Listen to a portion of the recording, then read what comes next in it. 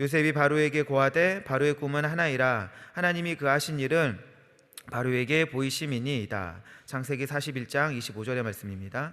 심란한 꿈을 두 차례나 꾼 바로는 마음이 뒤숭숭하였다. 많은 점쟁이들과 현자들을 불러서 꿈을 해석하도록 지시했다. 아무런 성과가 없는 것을 본 술 맡은 관원장은 과거에 자신의 꿈을 정확히 해석해준 요셉을 기억하고 그를 바로왕의 꿈 해석자로 추천했다.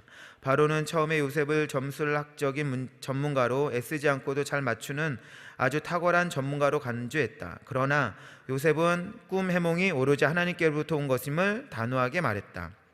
바로의 꿈 이야기를 들은 요셉은 7년간의 풍년과 연이은 7년의 흉년이 있을 것으로 예수고했다. 그리고 하나님께서 이 일을 어김없이 하시기로 작정하셨다고 말했다. 또한 요셉은 다가올 이 국난에 대비하여 특별한 인물을 띨 관리를 세울 것을 제안했으며 감독관들로 구성된 위원회를 설치하도록 제안했다. 그러자 바로왕은 요셉에게 그 나라의 모든 정책을 맡겼다. 그에게 맡겨진 직책은 높은 대신의 직책, 즉 왕자리의 정권 대리자의 직책이었다. 이제 요셉은 왕궁 관리자로서 가장 세력 있는 사람이 되었으며 바로왕의 인장을 지님으로써 명령을 공적으로 집행하는 사람이 되었다. 바로는 막강한 권력을 지닌 대제국의 통치자였지만 자신의 문제를 해결하기 위해 당시 죄수에 불과하던 요셉을 의지해야만 했다. 실로 보잘것없는 신분의 요셉이 이처럼 높아질 수 있었던 비결은 오직 하나, 하나님께서 그와 함께 하셨기 때문이다.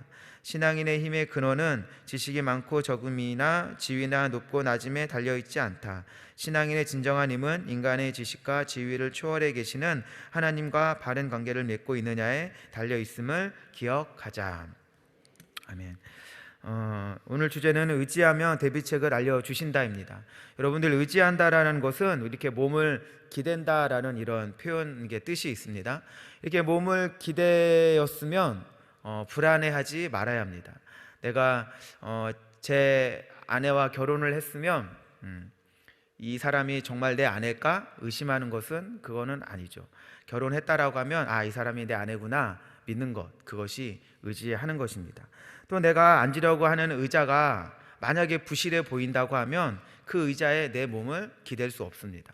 또 높은 절벽을 내가 어쩔 수 없이 올라가야 하는 상황에 놓여지게 됐다라고 하면, 만약에 그래서 밧줄이 하나 내려왔는데 그 줄이 썩은 동아줄이 내려왔다라고 하면 내가 그 썩은 동아줄을 붙잡고 그 절벽을 기어 올라가야 하는 것은 무모한 도전, 또한 헛된 도박과 같을 것입니다.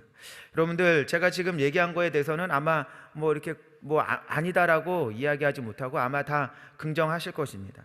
그런데 무엇이 내 몸을 의지하고 무엇이 나의 인생을 안전하게 할까에 대해서는 아마 사람들마다 의견들이 갈려지게 될 것입니다. 그러나 여기에 모인 저와 여러분들은 동일한 믿음의 고백으로 이 자리에 있음을 여러분들 그럴 줄로 믿습니다. 그 고백이 무엇이냐면은 성경책이 최선의 대비책이 된다라는 것입니다. 여러분들, 성경책이 가장 우리에게 최선의 대비책이 되어집니다. 성경 안에는 우리 인생이 담겨져 있어요. 그렇기 때문에 그 성경을 보면은 그 성경 안에서 우리의 해결책을 발견할 수 있다라는 것입니다. 성경책이 최선의 대비책이 된다라는 것은 그건 무엇을 의미하냐면은 나는 모르지만 하나님은 아신다라는 믿음의 고백이 그 안에 있게 되어지는 것입니다. 그런데 여러분들, 이것을 참 고백하기는 쉬워요. 나는 모르지만 하나님은 아신다. 그런데 그것을 고백하기는 쉽지만 삶 가운데 실천하기는 조금 어려운 것 같습니다. 어떤 사람들은 많이 하나님을 의지하는 사람도 있고 어떤 사람들은 하나님을 많이 의지하지 못하는 사람들이 있습니다. 그런데 여기 한번 요셉을 한번 보시기를 바랄게요. 형들이 요셉에게 지어준 별명이 있습니다. 그 별명이 무엇이냐면은 꿈꾸는 자였습니다. 이 말씀에서 알 수 있듯이 요셉은 꿈과 많이 관련되어져 있는 사람입니다. 요셉은 자신이 꾼 꿈으로 인해 가지고 노예로 팔려가 온갖 고생을 다 당하고, 또한 요셉 노예 상태에서 꿈을 해석해 줌으로 인하여서 또 왕의 버금가는 총리가 되는 그런 인생의 역전도 이 요셉은 경험하게 되어졌습니다. 꿈으로 인해서 고생하게 되어지지만 영화와 같이 그런 인생의 변화가 생긴 것이죠. 그러면 요셉이 소년 시절에 꾸었던 꿈을 여러분도 잘 아시겠지만 제가 한번 읽어드리겠습니다. 잘 들어보세요. 창세기 37장 6절, 7절, 9절에 나오는데 한번 꿈의 얘기는 이렇습니다. 요셉이 그들에게 이르되 청하건대 내가 꾼 꿈을 들으시오. 우리가 밭에서 곡식단을 묶더니 내 단은 일어서고 당신들의 단은 내 단을 둘러서서 절하더이다. 요셉이 다시 꿈을 꾸고 그의 형들에게 말하여 이르되 내가 또 꿈을 꾼즉 해와 달과 11별이 내게 절하더이다 하니라. 여러분들, 제가 이 세 절을 읽어드렸는데 이 세 절에서 자꾸 무엇이 나오면은 내가 꾼 꿈을 들으시오라고, 이 꿈에서는 내가밖에 없습니다. 여러분들, 이 요셉의 꿈 이야기를 제가 읽어드렸는데 어떤가요? 참 요셉이 얄밉지 않나요? 옆에 있으면 한 대 그냥 꿀밤을 한 대 그냥 딱 때려주고 싶은 그런 심정이 들게 되어집니다. 그런데 이제는 요셉이 소년의 시절을 지나 이제는 장년이 되었습니다. 장년이 되었을 때 이제는 바로 앞에 서서 바로의 꿈을 해석해 줄 때 이제는 얘기했던 것을 다시 한번 읽어드리겠습니다. 요셉이 바로에게 대답하여 이르되 내가 아니라 하나님께서 바로에게 편안하게 대답을 하시리이다. 여기서는 어떻게 변했죠? 이제는 요셉이 당신의 꿈을 내가 해석하는 것이 아니라 하나님께서 바로에게 편안한 답을 해주시리이다 라고 이렇게 고백하고 있다라는 것입니다. 여러분들, 이로 볼 때 요셉이 애굽에서의 13년간의 노예 생활 가운데 변화된 부분은 내 중심으로 세상을 바라보고 해석하는 것이 아니라 이제는 하나님 중심으로 세상을 바라보고 세상을 해석하는 사람이 되었다라는 것이죠. 여러분들, 당연히 내 중심으로 세상을 바라보는 사람은 하나님을 의지할 수 없습니다. 그런데 이제는 하나님 중심으로 세상을 바라보는 사람들은 당연히 하나님을 의지하게 되어진다라는 것이죠. 여러분, 자기 중심으로 삶을 해석하고 무언가를 이루려고 하는 사람들은 삶의 고난이 많고 시행착오가 있습니다. 그러나 하나님을 중심으로 삶을 해석하고 나의 삶을 하나님께 내어드리면 하나님께서 그의 삶을 형통하게 하심을 여러분들 기억하시기를 바랍니다. 그러므로 요셉의 이 고백은 여기에서 바로왕에게 했던 그 한 번의 고백으로 끝나는 것이 아니라 이후로 여기저기에서 찾아볼 수 있는 믿음의 고백입니다. 요셉은 형들을 만나는 순간에도 하나님 중심으로 말하였고, 자기 아버지 야곱이 열조에게로 돌아가는 그 순간에도 하나님 중심으로 말하였습니다. 심지어 자신이 죽는 순간에도 내 중심으로 말하는 것이 아니라 하나님 중심으로 말하고 해석하는 사람으로 변화되어졌다라는 것입니다. 그런데 여러분들, 요셉에게 변화되어진 것이 한순간에 된 것은 아닙니다. 요셉의 소년 시절 야곱의 집에 머물 때에는 야곱이 자신을 지켜줄 거라고, 그래서 아버지 야곱을 의지하였습니다. 그런데 그렇지 않다라는 것들을 깨닫게 된 것이죠. 야곱이 항상 자기와 함께하지 않는다라는 것, 야곱이 자기와 함께하지 않을 때는 자기에게 위험이 닥친다라는 것을 깨닫게 되어진 것입니다.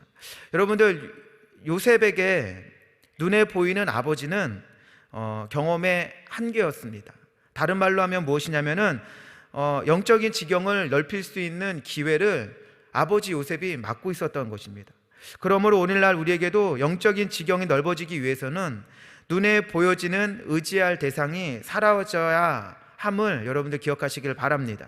내가 의지해야 할 대상이 사라져야지만, 눈에 보여야 하는 그 대상이 사라져야 하지만, 그때야 비로소 내가 진정으로 의지해야 할 대상을 찾게 된다라는 것이죠. 창세기 39장 2절 말씀을 보면 이런 말씀이 있습니다. 여호와께서 요셉과 함께 하심으로 그가 형통한 자가 되어 그 주인 애굽 사람의 집에 있으니. 아멘입니다. 여러분들, 여호와께서 요셉과 함께 하심으로 형통한 사람이 되었습니다. 그런데 이 요셉이 어디에 있었다고요? 애굽 사람들의 집에 있었다라는 것이죠. 여러분들, 이 말의 의미가 무엇이냐면, 요셉은 꿈을 자기 중심으로 해석함으로 인하여서 노예로 팔려가서 애굽 사람의 집에 있었습니다. 이 애굽 사람의 집이라는 것은 자기를 지켜줄 사람이 아무도 없는 곳이에요. 위험 가운데 있는 것입니다. 그런데 신기하게도 이전에는 아버지 집에 있을 때는 아버지가 나를 지켜줄 거라, 야곱이 지켜줄 거라 생각했는데 애굽 사람의 집에 있을 때는 아무도 지켜주지 않는 그 환경 가운데서 하나님이 함께 하심을 경험하게 되어지고, 나를 지켜줄 수 없는 그 환경 가운데서 형통의 삶이 눈에 보여지게 되어졌다라는 것이죠. 어떨 때? 애굽 사람의 집에 있게 되어질 때. 여러분들, 무탈한 것이 삶의 형통 맞습니다. 그러나 형통하지 못할 상황에서 형통하게 되어지면 하나님이 나와 함께 하시는구나, 하나님을 경험하게 되고 신앙이 더 깊어지는 것입니다. 저와 여러분들도 모두 마찬가지입니다. 우리는 인생을 살아가면서 모든 것을 다 경험해 보지 않았습니다.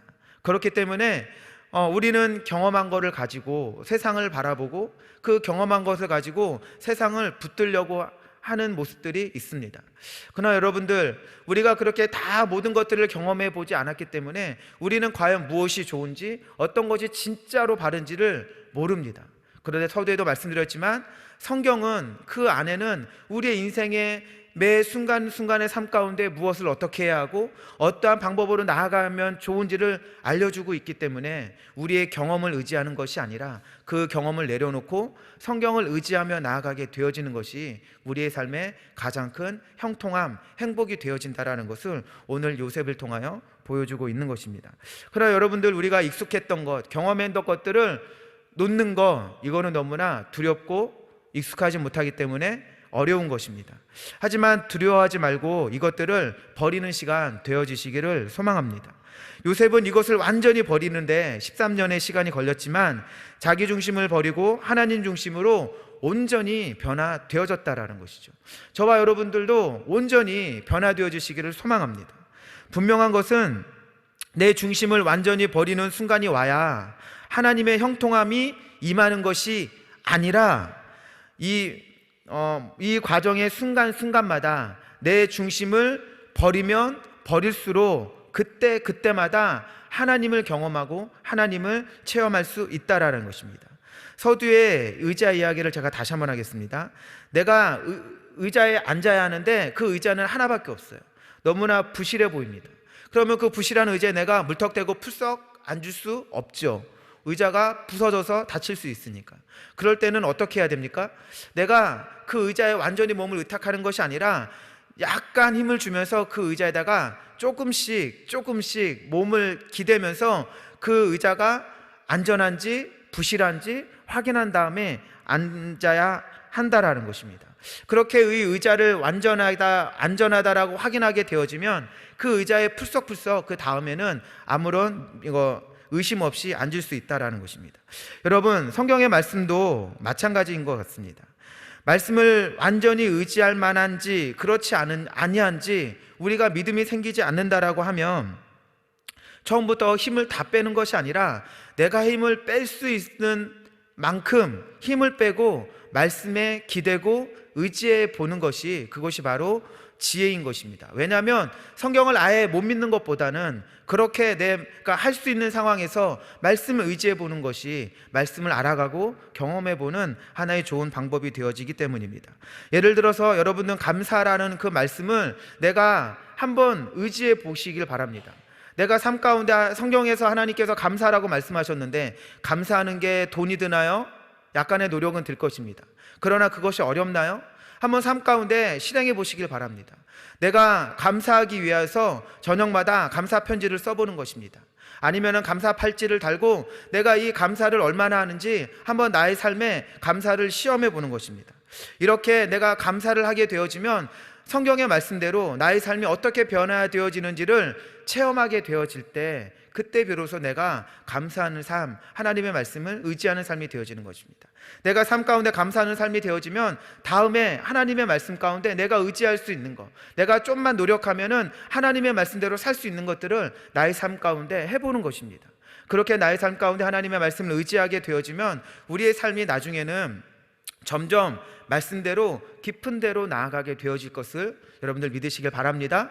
결국 하나님께서 말씀하신 대로 깊은 데로 나아가게 되어지면 우리는 배 오른편에 그물을 던져서 고기를 낚을 수 있다라는 것이죠. 그런데 여러분들, 제가 분명히 말씀드릴 수 있는 것은 무엇이냐면은 그 어느 것보다도 견고하고 안전한 것이 바로 하나님의 말씀, 성경책이다라는 것입니다. 요셉은 바로가 2번 연이어서 꾼 꿈을 하나님의 지혜로 그 자리에서 해석해 주었는데, 연이어 꾸었다는 것은 하나님께서 속히 이루시겠다고 우리 보여주신 것이고, 그 보여주신 대로 대비하라고 하나님이 말씀해 주신 것이죠.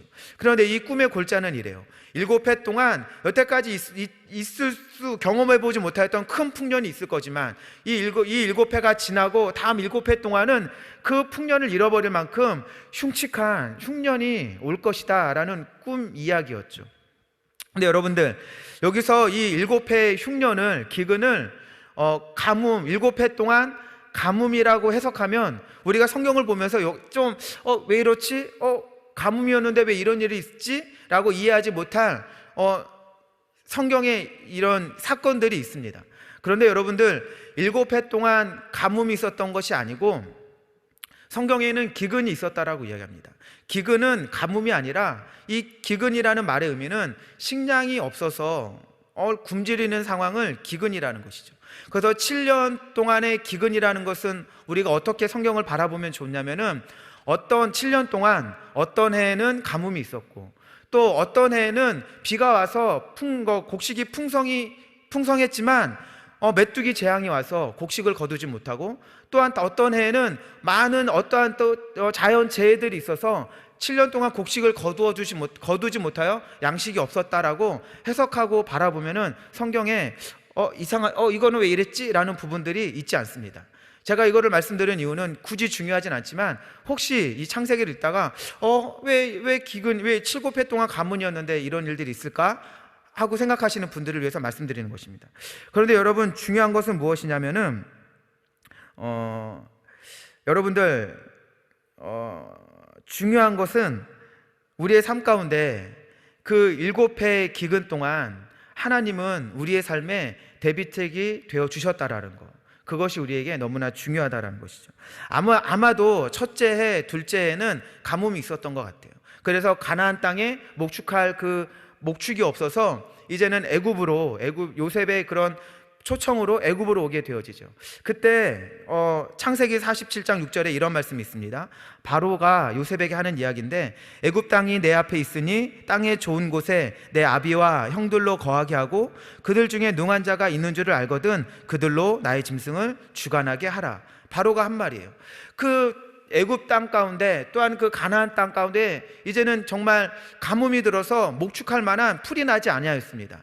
그런데도 하나님께서 애굽의 그 고센 땅이라는 것을 특별히 구별하여서 그곳에는 물이 있게 하셨다라는 것이죠. 이 야곱의 가족들이 살아갈 수 있도록 하나님의 대비책을 애굽 땅 가운데 마련해 두셨다라는 것입니다. 11절에는 이렇게 이야기합니다. 요셉이 바로의 명대로 그 아비와 형들에게 거할 것을 주되 애굽의 좋은 땅 라암세스를 그들에게 주어 기업을 삼게 하고 라고 이야기하고 있습니다. 하나님은 그 7년의 흉악한 기근 가운데서도 야곱의 그 가족을 지킬 대비책을 마련하고 있음을 여러분들 기억하시길 바랍니다.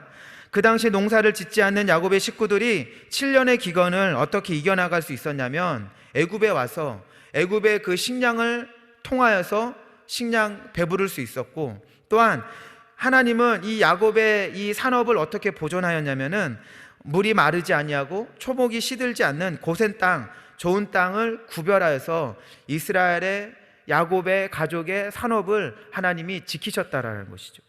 하나님을 믿는 우리에게도 이런 동일한 은혜가 있게 될 줄로 믿습니다. 7년의 기근이, 또한 코로나의 환경 가운데 우리의 이런 삶이 어려워 보이지만, 하나님께서는 우리에게 예상하지 못할, 생각하지 못할 다양한 방법을 통하여서 우리를 먹이시고 있음을 여러분들 기억하시기를 바랍니다. 또한 우리의 산업을 하나님은 지켜주십니다. 우리의 산업이 흔들리는 것이 아니라 하나님께서 예비하신 그 좋은 땅으로 우리의 삶을 인도해 주시고 우리의 삶을 지켜주심을 여러분들 기억하시길 바랍니다. 혹여라도 우리의 산업이 다시 시작할 일이 하게 되어진다 할지라도, 하나님은 우리의 산업을 다시 시작하게 하심을 통하여서 더 풍성하게 은혜 내려주시는 좋으신 하나님임을 여러분들 기억하시길 바랍니다. 하나님은 우리의 산업을 망하게 하실 뿐이 아니라 더욱더 풍성하게 할 계획이 있으신 하나님 되심을 여러분들 기억하시길 바랍니다. 또한 우리는 무엇보다도 물질적인 기근보다 영적인 기근을 만나지 않아야 합니다. 아모스 8장 11절에 이런 말씀이 있습니다.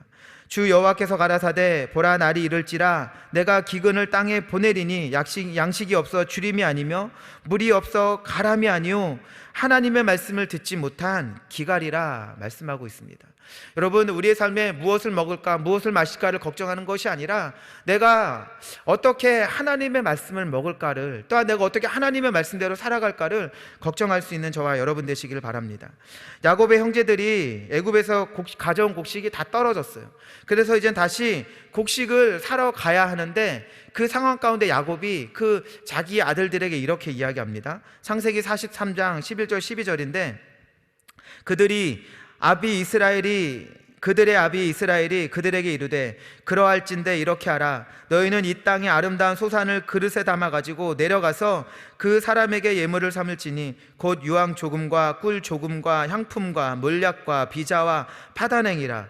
너희 손에 돈을 베나 가지고 너희 자루 아구에 돈을 넣어 온 그 돈을 다시 가지고 가라. 혹 차착이 있었을까 두렵도다. 여러분들, 야곱이 아들들에게 뭐라고 얘기했냐면은, 자, 여기는 좋고 귀한 것들을 가지고 애굽으로 가서 또한 돈도 가져가서 이것으로 곡식을 사오라는 것입니다.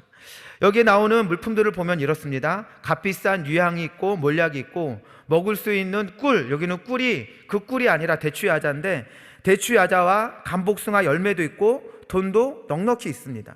여러분들 한번 보시길 바랄게요. 근데 무엇이 없습니까? 주식이었던 밀과 보리가 없었습니다. 여러분들, 이들이 귀한 것이 있어서 굶주렸던 것이 아니라 늘상 먹었던 밀과 보리가 없어서 굶주렸다라는 것이죠. 여러분, 가뭄이 되고 나니까, 가뭄이 되어서 쌀통에 밀과 보리가 비게 되어지니까 그때야 비로소 나에게 항상 있었던 밀과 보리가 내가 항상 귀하게 여겼던 것보다 더 귀하다는 것을 이 가뭄을 통하여서 깨닫게 되어졌다라는 것이죠. 여러분들, 밀과 보리가 나의 굶주림을 채워주었지 평상시에 내가 귀하다고 여겼던 것이 나의 굶주림, 내가 가장 삶에 필요한 것을 채워주지 않았다라고 오늘 야곱을 통하여 볼 수 있는 것입니다. 이와 같이 내 삶을 살아감에 있어서 무엇이 진짜로 중요한 것이, 무엇이 진짜로 중요하다는 것을 깨달을 수 있다라고 하면 이런 기근이 나에게 닥쳐오는 것이 우리의 삶에 필요하지 않을까, 그리고 이것이 은혜이지 않을까 한번 생각해 봅니다. 우리의 삶의 주식인 주님의 말씀이 항상 있음을 당연하게 여기기보다는 감사함으로 더욱 사모하는 하루하루 만들어가게 되시기를 이 시간 소망합니다. 내 몸을 지탱하고 있는 것은 영혼입니다. 영혼이 빠져나가면 이 육체는 장막과 같이 쓰러질 수밖에 없습니다. 그런데 여러분들, 우리의 영혼을 지탱하시는 분은 바로 영적인 하나님이십니다. 하나님이 우리의 영 가운데 우리의 영을 지탱하고 계시고 그 영이 바로 우리의 삶을 지탱하고 있는 것입니다. 우리의 영이 건강해지기 위해서는 말씀과 기도밖에 없습니다. 영혼이 잘 돼야 범사가 잘 되고 강건한 것입니다. 오늘 하루 영으로 살기 위해서, 영적으로 강건하기 위해서 하나님 앞에 기도하고 물질적인 기근이 몰려오기 전에 여러분들 지금 이렇게 잘 풍성하게 살고 있는 것 무엇이라고 생각하시나요? 이전에 말씀과 기도와 순정함으로 그 신앙의 통장 가운데 저축하였기 때문에 지금 그것을 빼서 먹고 살고 있는 것입니다. 여러분, 우리가 말씀과 기도와 순종함이 줄어들어 버린다라고 하면 그 통장은 금방 앵꼬가 날 것이고 기근이 찾아오게 될 것입니다. 저와 여러분들의 삶 가운데 말씀과 기도와 순종이 줄어들고 있다면 다시 신앙의 통장을 채워서 풍성함을 만들어내시기를 이 시간 소망합니다. 기도하도록 하겠습니다. 하나님 아버지, 오늘도 이 시간 주님의 은혜를 구합니다. 말씀대로 기도하게 하시고 믿음을 가지고 기도하게 하시고 아버지, 우리의 삶에 영적인 기근들이 있지 아니하게 하시고 날마다 하나님만을 의지하며 하나님의 그 예비하심을 따라 나아갈 수 있는 아버지 복된 인생들 되게 하여 주시옵소서. 감사드리며 예수님의 이름으로 기도합니다. 아멘.